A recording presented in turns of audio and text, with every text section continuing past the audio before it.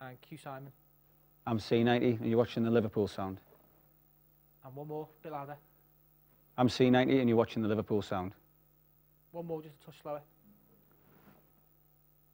I'm C90 and you're watching the Liverpool sound. Do you want me to address you as Simon in this? I mean, I don't mention that. It's difficult, really. I mean, I think if you just call us, see if we've got C90 here. Yeah, all right, okay. And then well, you can't, and then just address it as Simon afterwards. Well, probably be cut anyway, so it doesn't matter. But Simon, if you're asking questions, don't say like, hi, it's a C90. Don't worry, we just roll. C90, welcome to the show. Thank you. Great set of songs. How did it start for you? How did you start in music? What was the impetus to get into music and develop? As a solo artist? Yeah. Yeah, so I've been in bands for quite a few years. I've always enjoyed doing it. There was a point where I became a father again, so priorities changed. So using the loop pedal was a way of recreating the sound of a band, basically, without having all the practicing and things like that. So I could literally have my kids, and then when they were asleep, I could like kind of rehearse and develop my sound in my own kind of time. So the loop pedal allows you to create the effect of having a band with beatboxing and bass lines. But the main inspiration was, I used to do a lot of open mics. I was always writing songs. So I'd do open mics in Telfords and the Jacaranda. And I'd see some great artists, but I thought they lacked some choruses and beats. I could hear rhythms there all the time. So I thought if I could kind of create the effect of a band with a loop pedal, make my songs bigger, have big choruses, bass lines so people could dance to it. So I spent about a year just trying to mess about with it, and then eventually I got it going, and it has that effect so people can kind of like dance to it. You can create the effect of having, it sounds like a band, but it's like one person. How difficult then is that when you're touring, to set all this up and get it spot on in an environment where you've just turned up for the night, and you've got to hit the mark? Yeah, it's getting quicker. It's a bit of a military operation now, where with one person doing it. But yeah, it's not too bad. Like this is an old Fender case, so I've got everything in there kind of set up. So it's literally just one jack into the desk. It's quicker than a band setup. But yeah, it's pretty good. Everything's in there, it's all set up. I need to glue a few things down. How does the process of making coming up with a song work for you? I mean, obviously there's a lot of loops in that. So yeah. How do you develop the track? So initially, my process of songwriting, if there's one, so I'll have a particular feeling, how I feel, and I'll have a melody in my head throughout the day. It's in there constantly, buzzing around kind of thing. So what I'll do is I'll record it on my phone throughout the day, and I'll kind of work on it. It just kind of naturally, subconsciously happens. And then I'll come back, and I'll always start off with like it's a shame as if this switched on, I could have done something else. Just leave it. So anyway, so I'll put like just a rhythm down like that, and then I'll put in the melody, the bass line, and then I'll just play around with ideas, and then I'll create harmonies, and it just organically kind of comes together. And it's constantly editing, really. It's the same process of when you're creating something on Cubase. So you like copy and pasting, moving things around, adding harmonies. And it's just like a process of like elimination of what you're keeping it simple is the basic, the main thing about looping, I think, really. So you just constantly self-reflective until you've got something. So a lot of the songs that initially comes from just a melody. I'll kind of strum it on the guitar and then input it into the pedal. And what about the songs that you've done today? I mean, what's the evolution of them?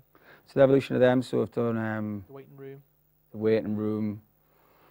Where'd that come from again? I think that melody, it was, so that came from at the end of this kind of relationship. So basically I had this, line basically from an email that I had, something about life can be so cruel, and I was like, yeah, I can use that because it's in a sardonic kind of way. So I kind of had that, life can be cruel. Life can be cruel, it can be so cynical, can break me down in the hotel room, yeah. So I kind of looped that on a loop, and then eventually I could hear like a, a kind of David Bowie kind of glam kind of riff, with even Goldfrapp as well, kind of mixed. And I was like, that definitely could work. So I've got that going on, and I put that bass line in, and then the beatbox, the boom, on top of it, and you pretty much got a track. And then the melody for the verse was an old song, I think, that I'd never finished, and I thought that would fit perfectly over it. So it's like kind of Mix and all match. gels together, yeah. And it's like, it's kind of like remixing, cutting and pasting from bands I used to love, like Lemon Jelly and Bent and Air. It's that kind of sequencing idea, putting all these different influences, different genres together, but you can do it in a loop pedal. One of the live. things that I was thinking very much about the beta band. I don't know if you ever. Oh yeah, I'm a big fan of Steve Mason and Beta Yeah, Band. Steve Mason. That's what I was. Let me say that. You know, I know of the other bands obviously as well, but that was the thing that struck me listening back then. Oh really? Very much the beta band kind of vibe. You know, that kind of mantra, that loop mantra thing going on, which is good. Which is very intoxicating to listen to. I find it's incredibly enjoyable to listen to as well. Oh yeah, it's like almost tribal at times. Like, yeah, exactly. A big influence on us, yeah, definitely. Absolutely. So it's nice to hear that. No, it's true. And what about the other song, like number 6? So number 6 was, so that's like a festival. Number 6 is a festival in Portmeirion I go to every year, and I kind of go there and write. So that's like the idea of, you'll be able to get from the lyrics, it's like kind of wanting to get back to the festival, kind of like enjoy it, rekindle good times there. So where did that come from again? So same kind of thing. I think I had like the melody, the Fiona, Fiona, Fiona, I feel will make the 6, Fiona. So that was like in my head most of the day. So then I put down the bass line, which is the and then I built across that, put the beatboxing in. And then I think generally the choruses come first, then the verse kind of like comes in afterwards when it's ready to be written. Yeah, so that song certainly came together in that respect. Then I just added things on top of it and always make sure there's a good groove there, basically, to kind of hook people into it. What about your recent tour? You did a 7-day tour recently, didn't you? Yeah, so this was like a last minute thing. I had a week off from work and I thought I've always wanted to do like a tour of the UK and do an open mic. And just catch up with people. Because some of the best like friends I've made in networking has been from just like going to open mics on my own as a solo artist. There's other solo artists there who are very generous and kind. So yeah, I just went from Manchester, caught up with some friends on the way, someone I hadn't seen for 10 years. There's some really good dates there in York, Leeds, where did I go? So Edinburgh, all the way to Fife and back to Newcastle. So each day I used it as a way for writing. So each day I'd write in a B&B. Some of them are really grotty kind of B&Bs, but it was a good place to write. So I'd like record a song. I'd write a song, wouldn't even think about it too much, just acoustically, different to how I do here. Then I'd upload it on Facebook, just as a way of completing it as a deadline. Then as I was uploading it, I'd like set my sat-nav and go to the next destination. So I've got like, there'll be 6 songs, I think, 6 or 7 songs on Facebook. I think they're on my Facebook on C90, link to there. I've not even listened to them yet. I've just literally wrote them, and I think I might do like the B&B EP or something like that.